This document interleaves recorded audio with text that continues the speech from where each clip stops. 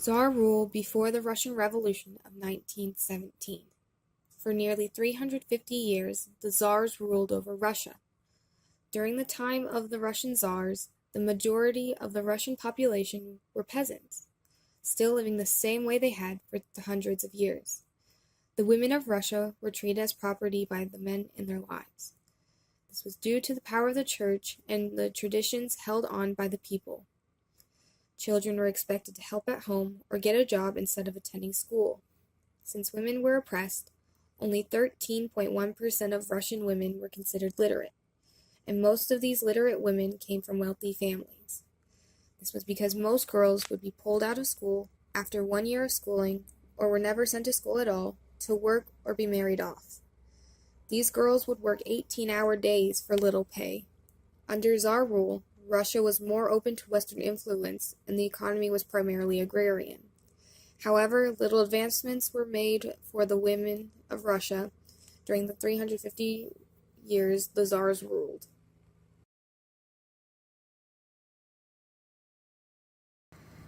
After the Russian Revolution of 1917. In 1917, everything changed for Russia and its people. The Tsar was overthrown and replaced by a new government. This new government would turn into the Union of Soviet Socialist Republics, also known as the USSR or the Soviet Union. Under the Soviet Union, women were members of the Bolshevik Party, the controlling party of the Soviet Union. The Bolsheviks abolished all laws that gave an advantage to men over women. Women were able to move with freedom, because before 1917 it was illegal for a woman to move or to stay somewhere without her husband. Women could own property, divorce, and be considered the head of household.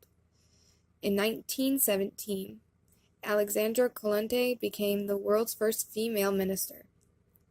By 1926, marriage was no longer considered necessary, and the idea of illegitimate children was abolished. Pregnant women were given paid maternity leave before and after giving birth.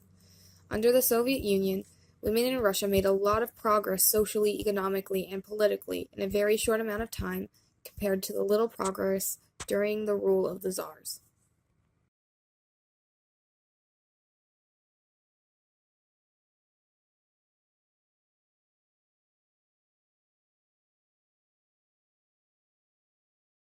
Lenin once said, "A revolution is impossible without the participation of women."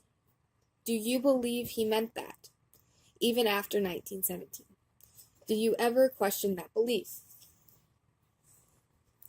Well, comrade, to reiterate what Lenin said, since the beginning of the Soviet Union, we have had the rights of women and working women in our minds. Women have contributed just as much to our society as men have. Our government is based on the idea of equality. If we do not have the equality for women, we would be no better than the Westerners. In the Soviet Union, women worked, own property, and are able to divorce. In other countries, they do not have this. It is not good for the economy to only have the men working. I have never doubted this belief, because all women have contributed to our society. The Bolsheviks started the task of equal rights for women in Russia. However, they were not able to carry this through to the end. Women were active and at the forefront of the Russian Revolution. The revolution showed how women made a revolution stronger and more successful. Growing up, most people only heard negative information about the Soviet Union. Half of the bad information Westerners have learned of the Soviet Union is true, but the other half is propaganda from the war on communism. Nonetheless, the Soviet Union brought stability and benefits to not just women of the Soviet Union, but to the majority of the Russian population. The Soviet Union was able to make big strides in social progress in its few years of becoming a nation.